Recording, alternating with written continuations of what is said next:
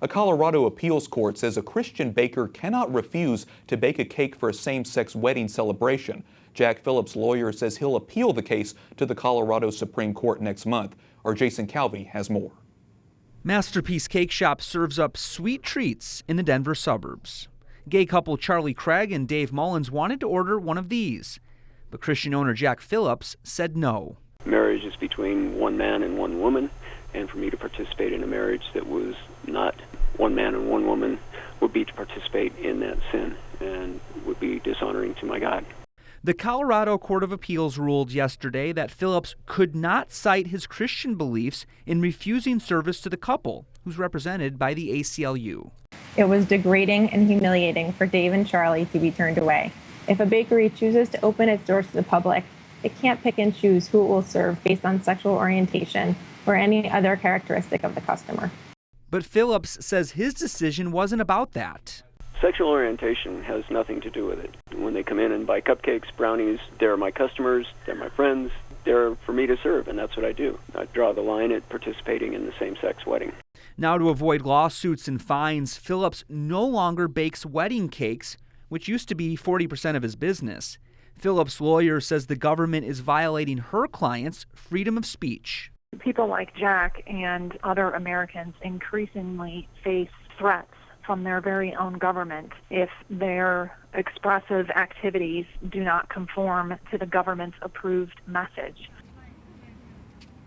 There are several similar cases, including ones involving a Washington florist and an Oregon baker. But the question is, will any of these make it here to the U.S. Supreme Court?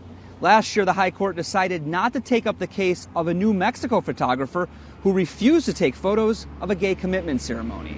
Wyatt? Jason Calvi reporting outside the Supreme Court for us tonight. Jason, thanks very much. And here in the studio, Roger Severino is the director of the DeVos Center for Religion and Civil Society at the Heritage Foundation. Roger, is baking a cake for a same-sex couple an endorsement of same-sex marriage? Actually, to be precise, the issue is not baking a cake, it's baking a wedding cake. And that's precisely the point. The baker here objected to be a participant in a wedding, and that's a very different thing. Weddings are full of symbolic content, from the rings to the dresses to the flowers. And this particular baker, because of his religious beliefs, did not want to participate in that. But there's a bigger point here. Are we in a free country where government is not allowed to force somebody to choose between earning a living or the religious freedom or the freedom of speech on the other hand? And that's an open question now because we're seeing more and more of these cases develop. In this particular case, the same-sex couple was able to get the cake they wanted from another bakery. So why did they sue, do you think? Well, I think it's because they think they have a right to this particular cake from this particular baker. You could see why they might be bothered by not getting a cake, but you got to think about the cost on the other side. These bakers are now being forced to close their doors. This baker lost 40% of his business. The Klein family in Oregon lost $135,000 via a fine and have been forced out of business and to shut their doors.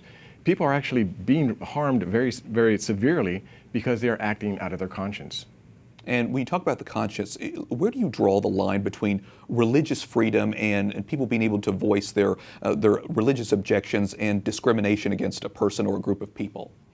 This issue is coming to the forefront because of the Supreme Court's decision to redefine marriage for the entire country. It did not fully take into account the consequences on religious liberty, and we're seeing this percolate throughout the country now. Now, Congress is starting to respond. They introduced the First Amendment Defense Act, which we think is a great way of balancing the issues at play. Government should not be allowed to punish, coerce, or penalize people and institutions of faith because they act on the belief that marriage is between one man and one woman. So they shouldn't lose their tax exemption, their licenses, their contracts, or government benefits simply because of their religious views. And I think that's a good start. Really quickly, do you think this case will reach the Supreme Court?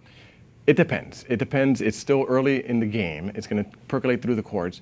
But the issue of religious liberty absolutely will. It'll be either a year, 2 years, 5 years, we don't know, but it's on its way because both sides aren't moving. We've moved from a live and let live in society and unfortunately to a winner take all, and that's bad for the country.